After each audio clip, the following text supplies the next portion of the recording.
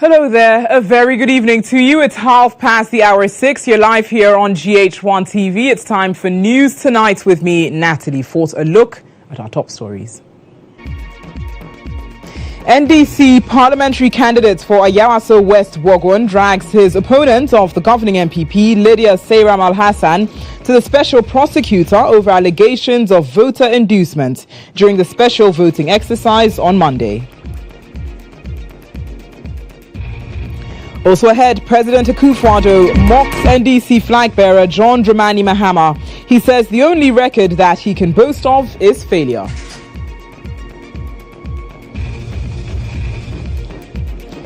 Of failure on one side, and which was well recognized by the people of Ghana, and that is why in 2016 they refused to allow him a second term. Also coming up this evening, still on your election hub tonight, Eastern Regional NDC takes on Electoral Commission for not informing the party before the exercise to burn some 3.6 million ballot papers. But you can't send, a WhatsApp message. It was a WhatsApp message sent to their platforms. It wasn't even a statement officially addressed to the district offices. Finance Minister Dr. Mohammed Amin Adam says current and past in Parliament has cost Ghana some $300 million. They should have passed certain legislation that would have qualified us to receive $300 million from the World Bank. The World Bank has not disbursed the money.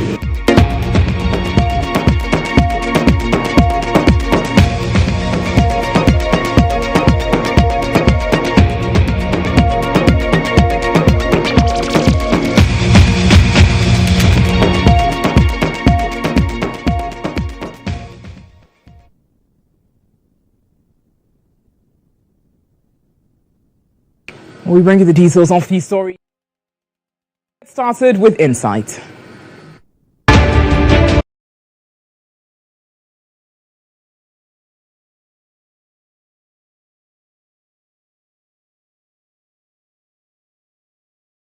And now on Insight, we put focus on elections here on your election hub.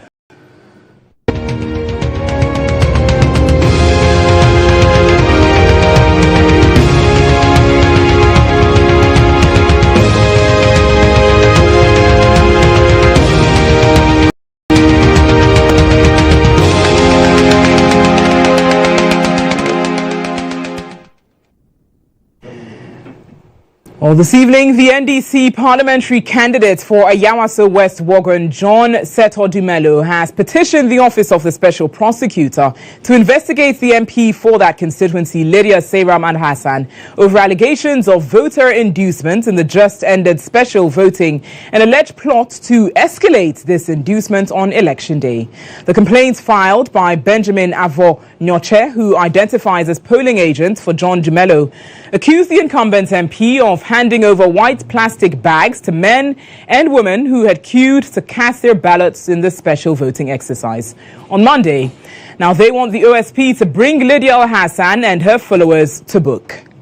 An excerpt of the statement put forward read that I wish to make a formal complaint against Miss Lydia Al-Hassan, the Honourable MP for Ayawaso West GHOne constituency, and I'm the polling agent for Mr. Dumelo. It says, it further reads at about 1 p.m. while the special voting was going on, I saw Miss Lydia Al-Hassan and a handful of her supporters holding several white bags and contents which were not readily known. Later, I saw her hand several of these plastic bags to several men and women who were in the queue to cast their ballots.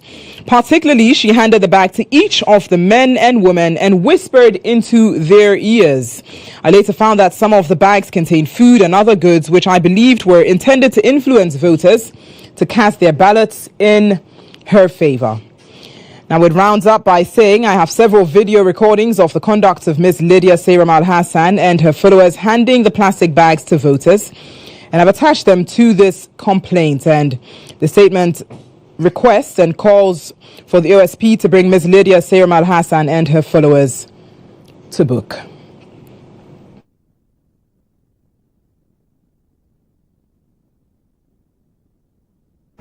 Well, let's now refresh your memory on how it all went down yesterday at the Ayawaso West GHOne constituency and other constituencies during the special voting exercise. It was a special election for personnel whose services would be required to conduct the election on 7th December, i.e. election officials, security personnel and media practitioners. While many voting centers reported peaceful conduct, some areas experienced heightened tensions between supporters of different political parties.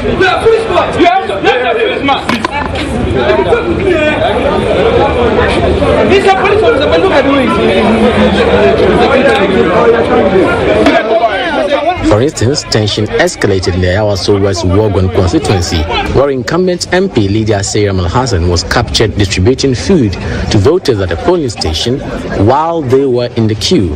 This act drew criticisms from her opponent, John Dumelo of the NDC, who labeled it as illegal and a violation of electoral rules. Media is saying things to people who have not voted yet, and she's saying things in the land which is bad. What kind of speech is this? This is what she wants to bring there. I will give her a sit down here today.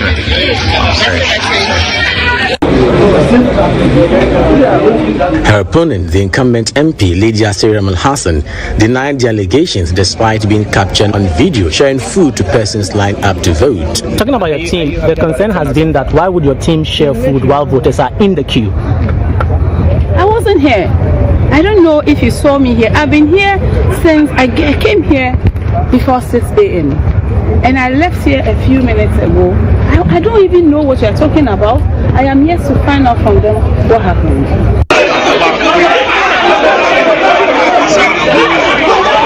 At the Tema West constituency, some security personnel were arrested for taking photos of their ballots. A police officer was reportedly assaulted over allegations of threatening to shoot election observers.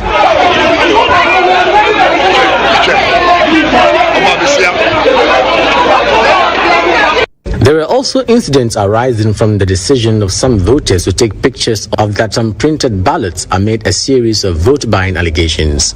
The special voter exercise eventually came to an end nationwide, with high voter turnout across the country, with the exception of the eastern and western regions, setting the stage for the main polls on Saturday.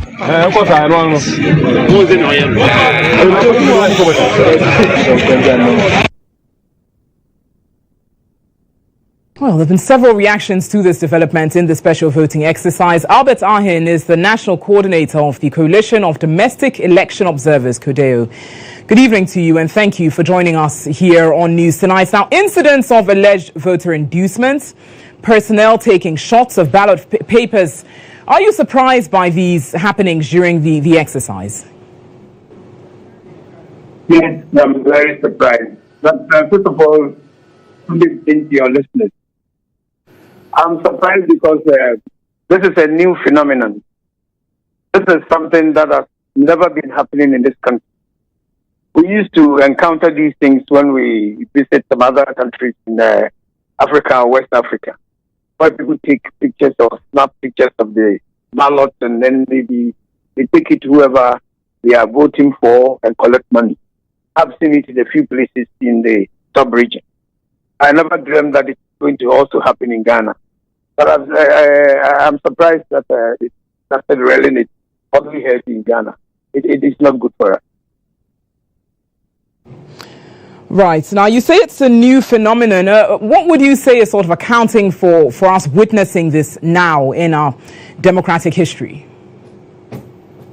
Yeah, it is telling everybody, or it says that people are indeed, I don't know what word to use, but it's like we are desperate for money.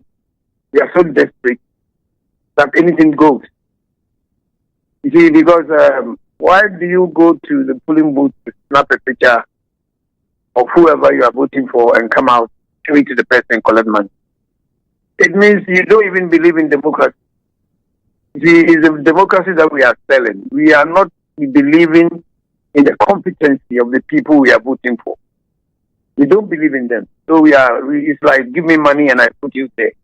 And I don't think democracy is developed this way. We're supposed to be getting people who are going to help us build our nation.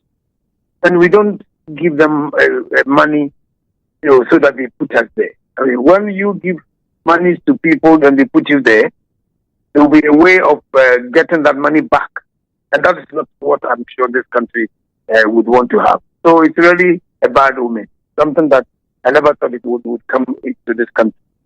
All right, now you say you're rather surprised, and despite these allegations, currently no arrests were made yesterday. Do you think that this sends the right signal ahead of Election Day, just a few days ahead of us? Well, maybe it's good it happened, and we have seen it, we have heard it, and we are talking about it. It should be nipped in the bud. And that also should tell everybody who is at the police station, you are agent or you are a security person, to be vigilant, so that those people are apprehended and punished. But we cannot let this thing continue. It will really, honestly, spoil the beauty of our democracy. So for all those who are going to cast their ballots on the 7th, it should serve as a lesson. And I don't know, when I was listening to your radio, I think I heard some arrest or something. If people have been arrested due to this kind of thing that they did, then they should be persecuted. And that one will serve as a deterrent to others. Because we cannot put this also into our democracy. It's a bad omen. Very briefly, in rounding up, what specific measures are you hoping or expecting to see from the OSP as it pertains to the incumbent MP of Ayawaso West, Lydia Al-Hassan, as a result of sharing food or being seen to have shared food to voters?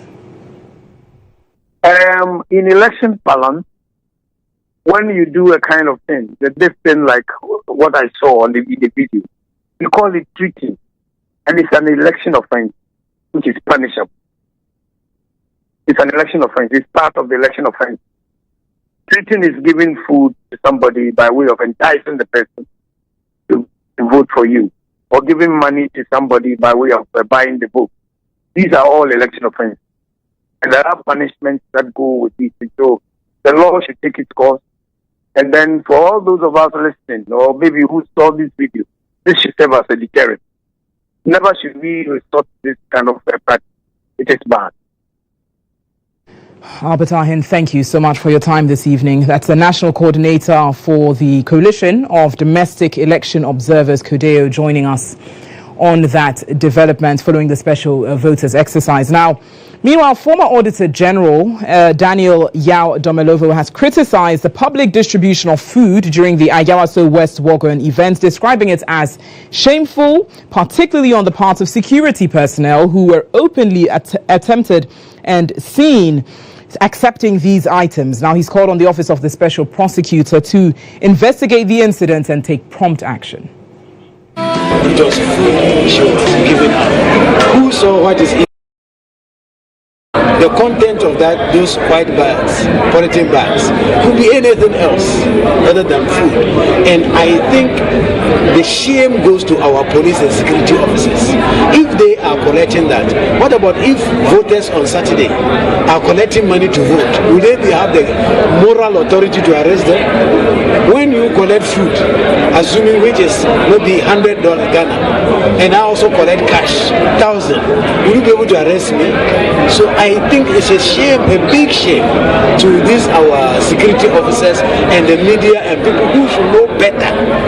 They are even holding it, standing in the queue. I found it very shameful. I'm like, so people are seeing, I saw prison officers, I saw others, and say, what is this? So that action should not be tolerated. I'm happy that the OSP is investigating it, and we should nip it in the bud. It's not a good behavior. If anything at all, you should gesture after the person has exercised the franchise, not before. It is once it is before, definitely it is to influence. So if two of you are competing, she has given me water, you have not given me anything. What do you think my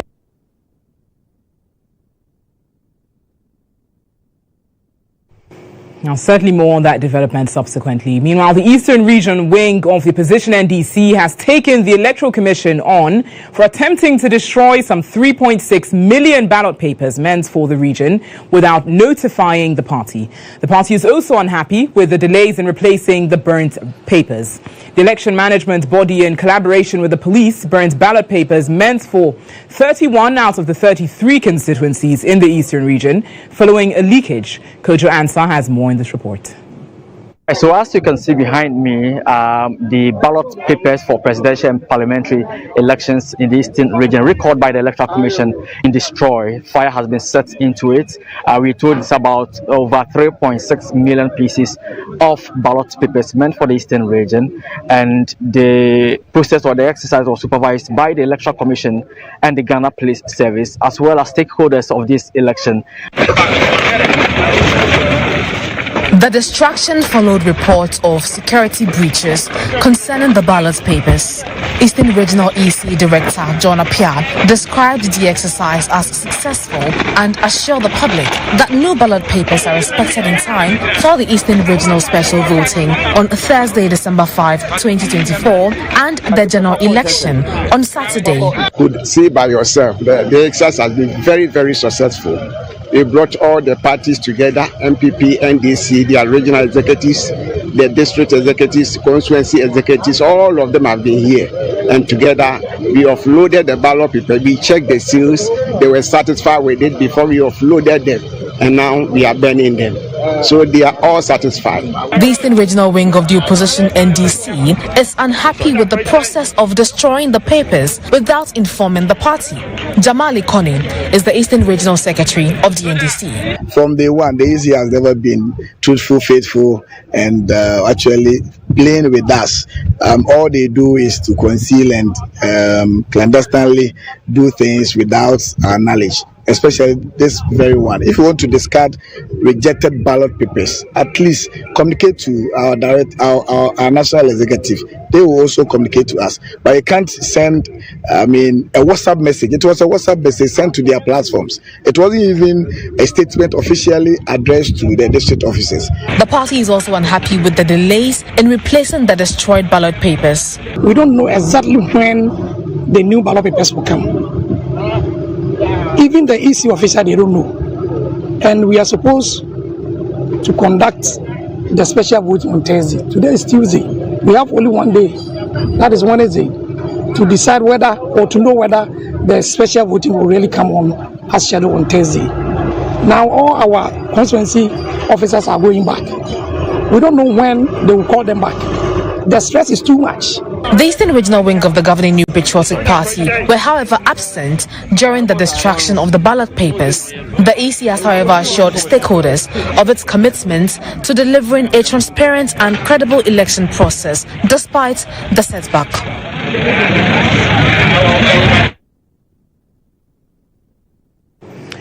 Let's now head to the Greater Accra region. President Nana Addo Dankwa Akufo-Addo has once again taken on NDC flag bearer John Dramani Mahama over his claim that his proposed 24-hour economy policy will be a voluntary one. Speaking at a meeting with organized labor groups at the end of his tour of the Greater Accra region on Tuesday, he insisted that the only record that the former president is known for is for failure. I hesitate to call a former president of Ghana a liar. I wouldn't want to do that. I think I'll take refuge in Churchill's famous statement about terminological inexactitudes as rather than calling somebody a liar. But the facts are there for all of us to look at. Nothing has happened to change the perception of this man. No policy, even the 24-hour policy that is being talked about. Up till now, we have not had any roadmap. Asked, what is it? Said, the policy is in any event a voluntary one. Then it's not policy. Policy is one thing that binds all of us. But you have that, a record of failure on one side, and which was well recognized by the people of Ghana, and that is why in 2016 they refused to allow him a second term. Against an individual who has been number two in a government that has worked, that has delivered a considerable amount across all aspects of our national life, who is determined to build on that and add more, who is saying that he's in the position to give us the leadership that is required for our country in this fourth age of industrial revolution. Now, the flag bearer of the New Patriotic Party MPP, Dr. Bawumia, has assured Ghanaians that he will sign the anti-LGBTQ plus bill into law if elected president in the upcoming election. The bill, which seeks to prohibit LGBTQ plus activities, is currently awaiting approval by President Akufo-Addo, pending the resolution of legal challenges regarding its constitutionality. The Supreme Court is expected to deliver its judgment on the matter on December 18.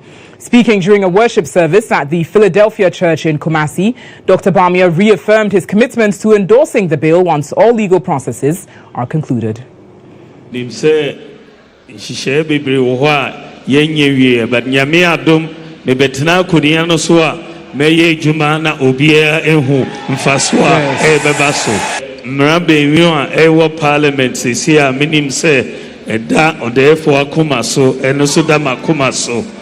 The dekai LGBTQ law yen signing no and the me ba me sign on temtem the tosumi no and the second thing anti-witchcraft bill that is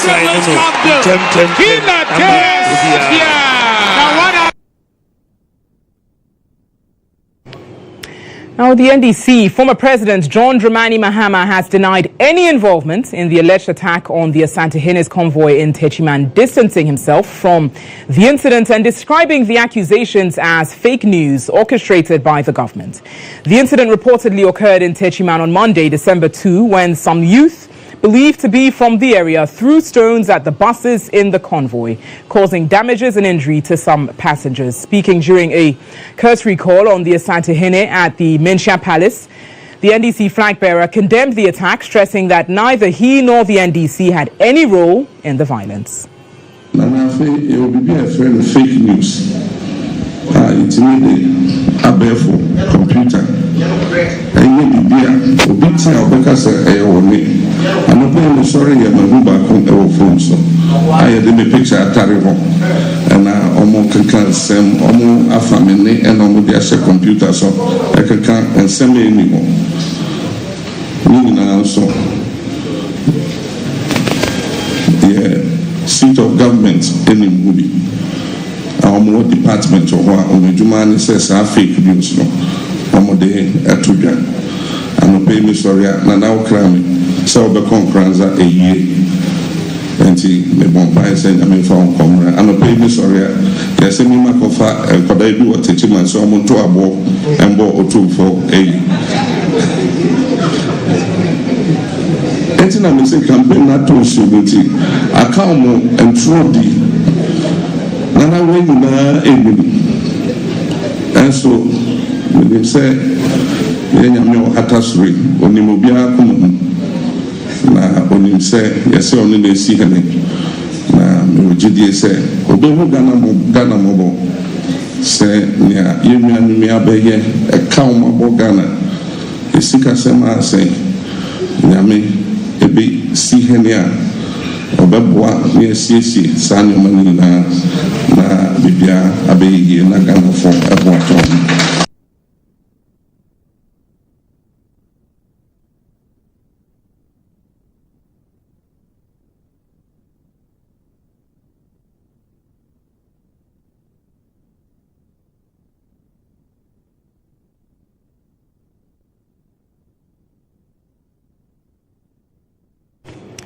Now, still on election 2024, the exchange rate for years has become a very critical factor in the conversation around elections and economic performance. Remember the famous, if the fundamentals are weak, the exchange rate will expose you? Well, after weeks of silence on the exchange rates, flag bearer of the MPP, Dr. Bawumia, has touted the MPP government as having performed better at managing the cedi, arguing the depreciation of 72% experienced over the last 8 years is better than the 74% done by the NDC. Here he is speaking at a Community Connect rally at Krow here in Accra. Yeah, Bano. Yesha Ghana for bo. Say Umudi MPP ba. Ye the free senior high school education. Ye be Ghana for. Choboy. Yesha Sabono. Penny dada country say ye dada Ghana for.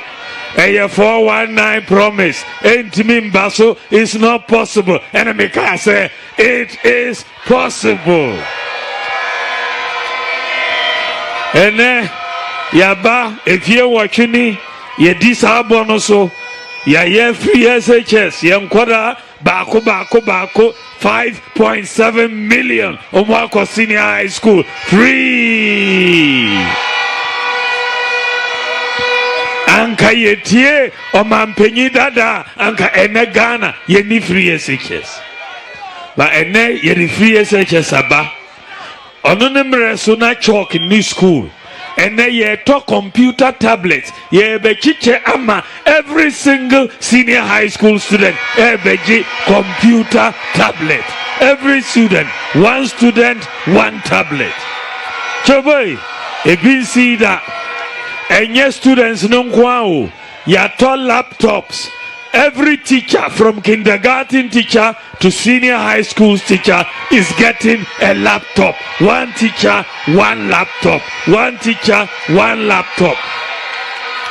Choboy, if you see that, the whole of Africa, Choboy, the whole of Africa, yeah, 2 weeks ago na rankings nearby, quality of education in Africa, 54 countries. Ghana is now number 2 in Africa in terms of quality of education.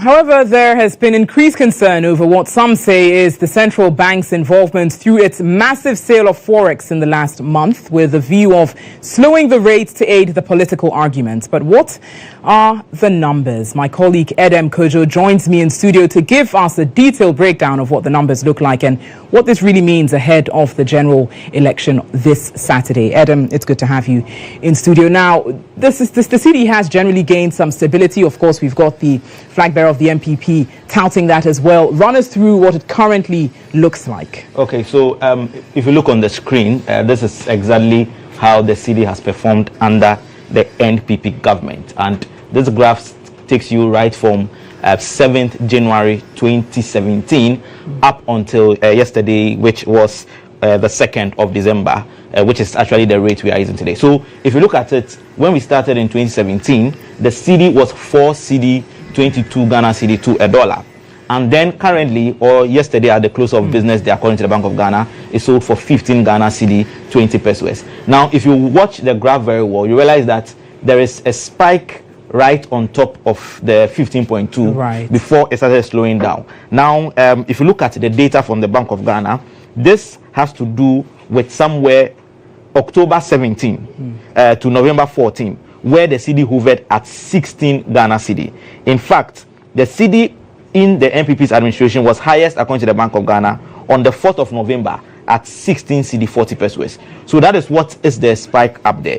So the next question that comes in is, okay, so if these are the figures, what then does it look like when it comes to percentage wise? So we decided to work the numbers. And what has been realized is that we have to go back, please. What has been realized is that as at the 15.2, if you look at it against the 4.22, the cedi has moved up by, or has depreciated by 72.25%.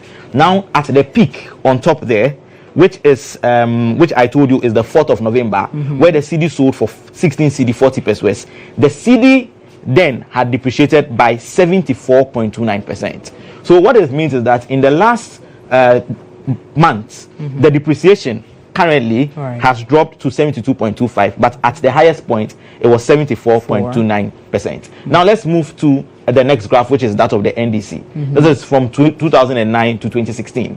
Now when the NDC came to power, the cedi was 1 cedi 22 pesos to $1. And when it was leaving office on the 7th of January 2017, it was 4 cedi 22 pesos to $1.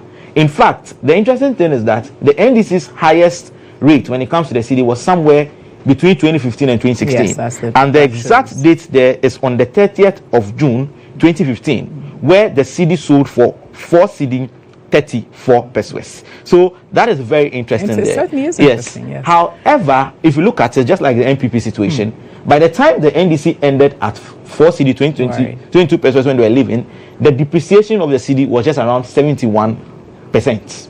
At its peak of on the 30th of June 2015, the depreciation was around 71.5%. So if you look at it now, it creates the impression that the sudden decline of the NPPs or the rates currently, if you move to the previous graph, could be linked to some issues. So we have to also now look at the numbers according to the Bank of Ghana in terms of the FX sale that have been made.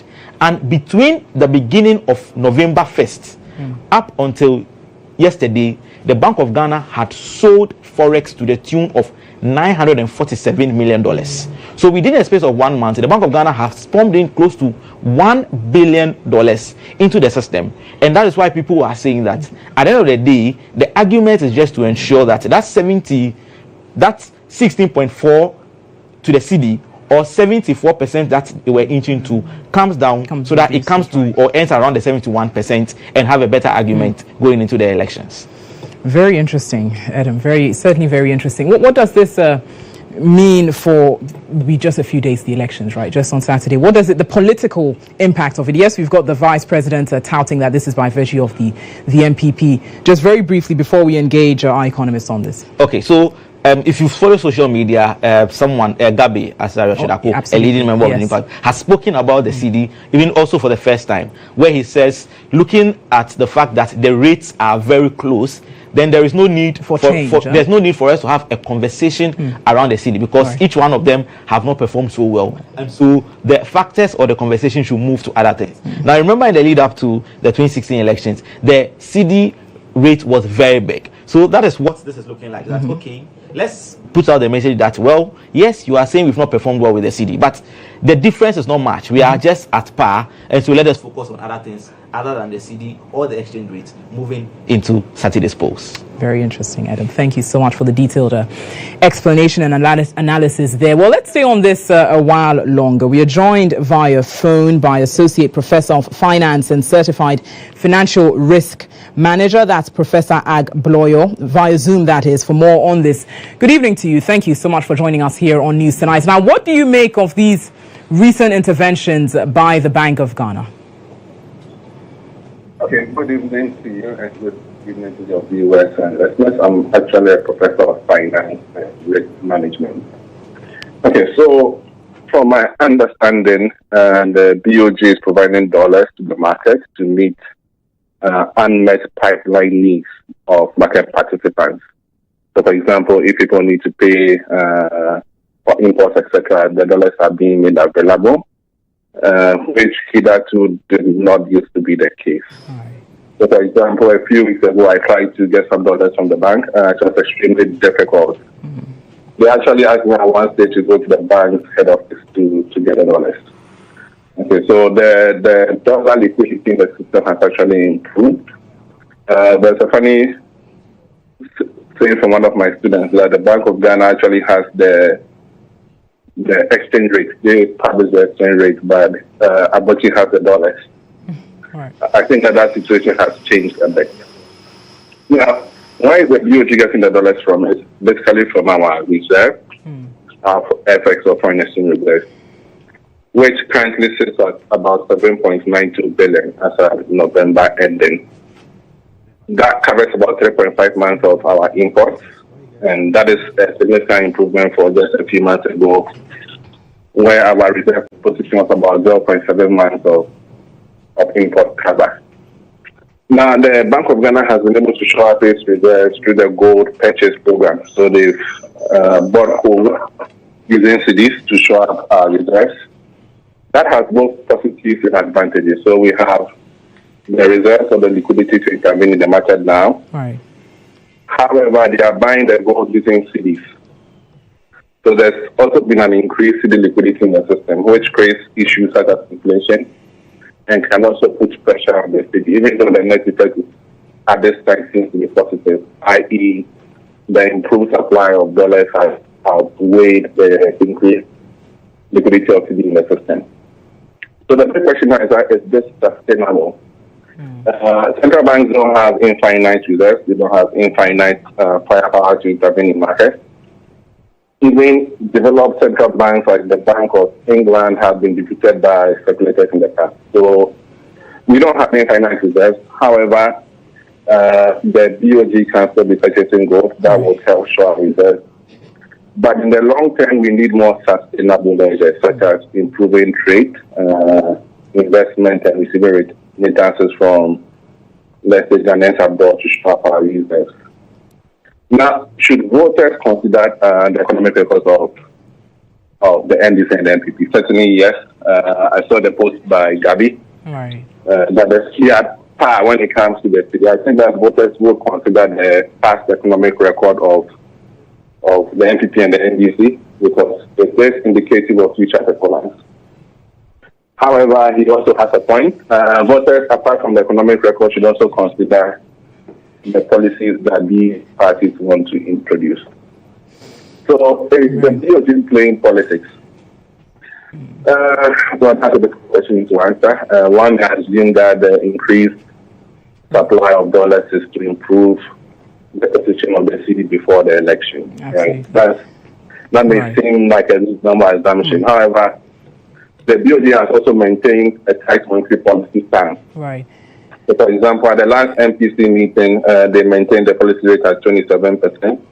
They could have reduced it if they wanted to bring borrowing rates down and actually improve economic activity, but they did maintain a tight monetary policy. Now, for purposes of time, Prof, we'd have to draw the curtains here, but you say that regardless of the two parties, we do need to have more sustainable measures to improve the performance of the city. Thank you so much for your time this evening. Professor Agbloyo joining us there on that issue. You're watching News Tonight here on GHOne TV. Let's take some other stories.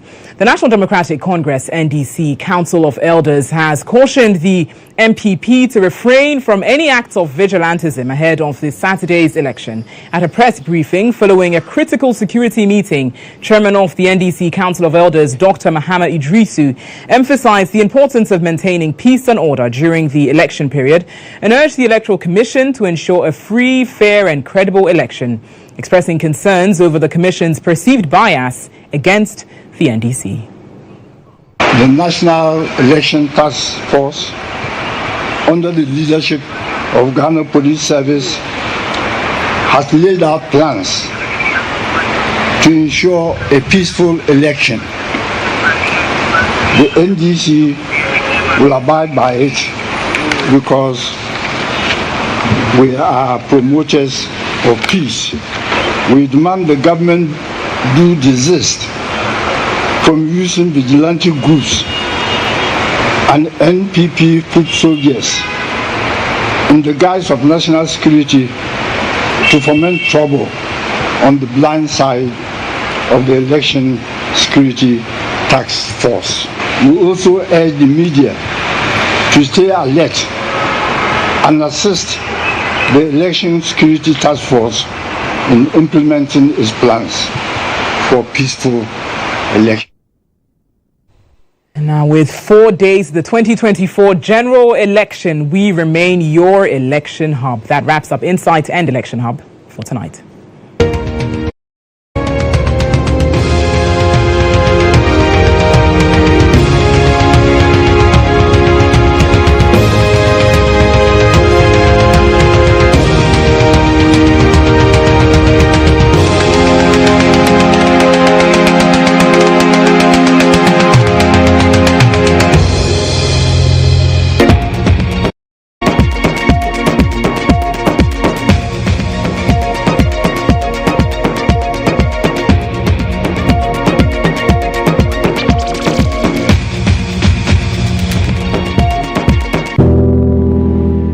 Over the past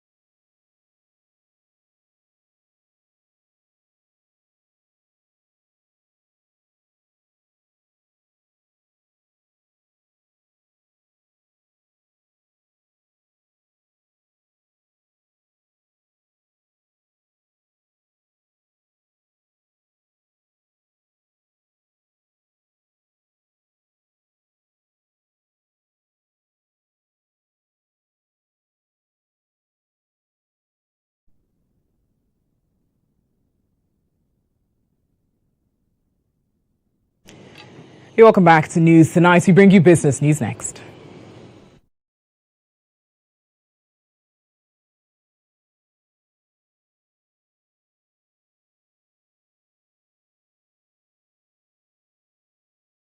The Minister of Finance and Economic Planning, Dr. Mohammed Amin Adam, has disclosed that the ongoing standoff in Parliament is having a detrimental impact on the economy.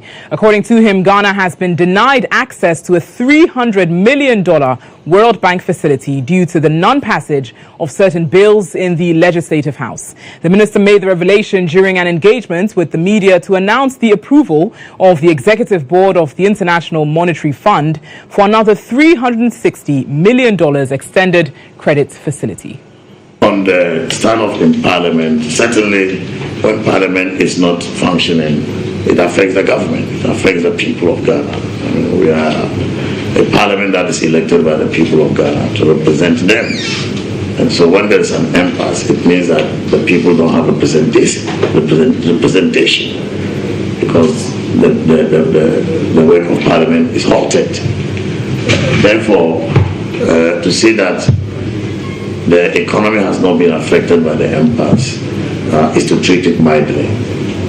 It has. For example, we should have passed certain legislation that would have qualified us to receive $300 million from the World Bank.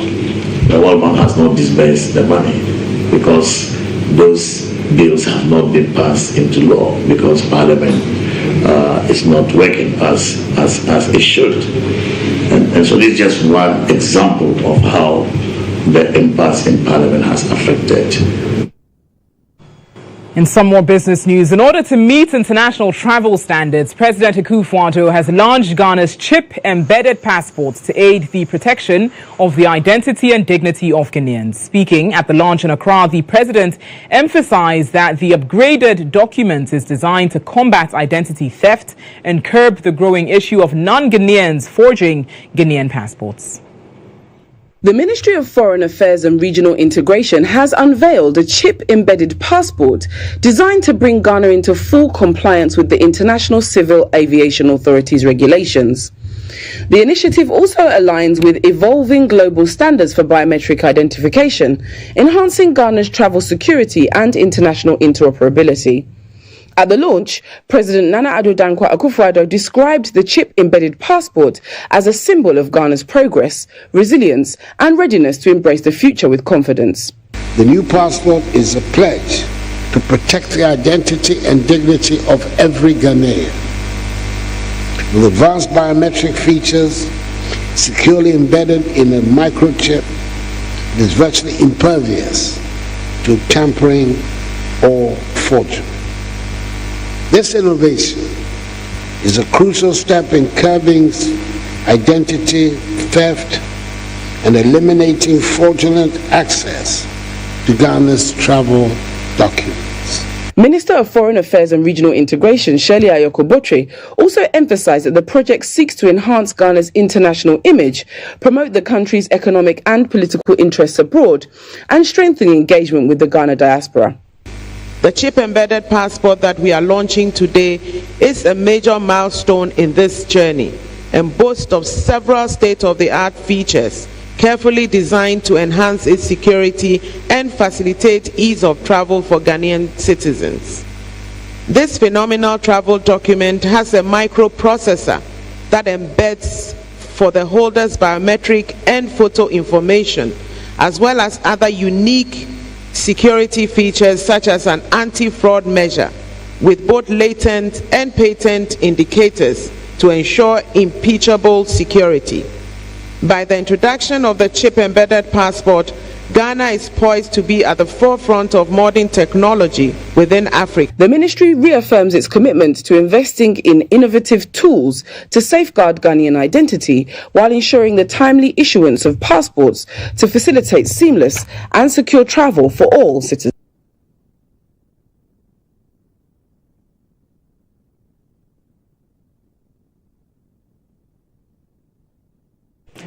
Well, that's all the business news we've got for you tonight. Next, my colleague Monica Bukhari is in studio with the latest from the world of sports.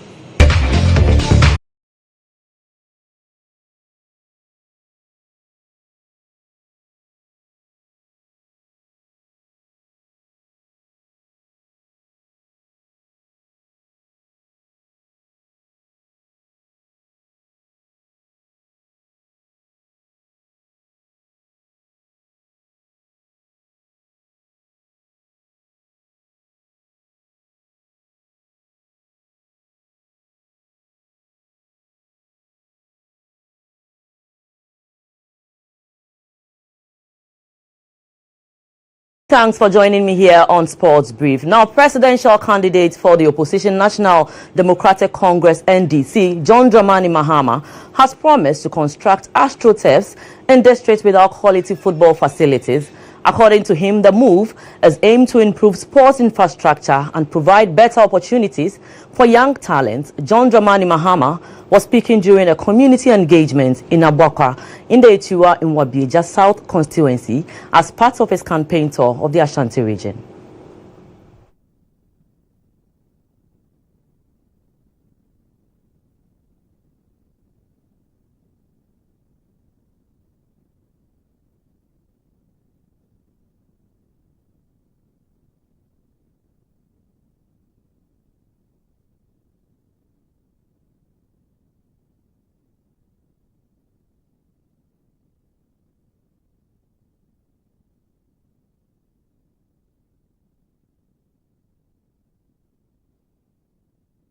Samson Segbeji clinched the National and Universal Boxing Organization UBO welterweight titles in a dramatic fight marred by controversy and injury. Samson Segbeji, the pride of Ashaman, was crowned the UBO and National welterweight champion after a dramatic fifth-round disqualification of his opponent Isaac Comey. The much-anticipated bout, held in front of a record crowd, saw Segbeji dominate the exchanges with precision punches and jabs, forcing Comey onto the defensive.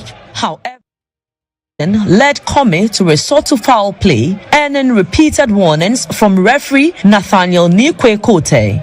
In the fifth round, Comey's deliberate headbutt floored Segbeji, leading to an immediate disqualification. The verdict sparked chaos in the arena, with some fans hurling missiles in protest.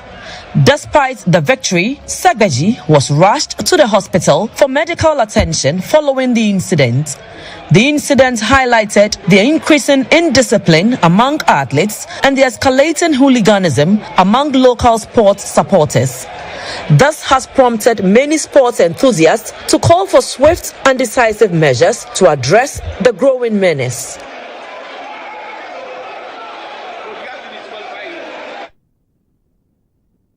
My name is Morning.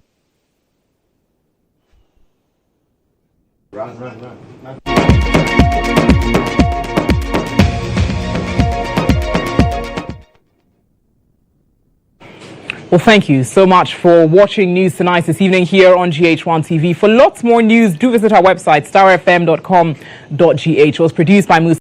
My name is Hassan Erga.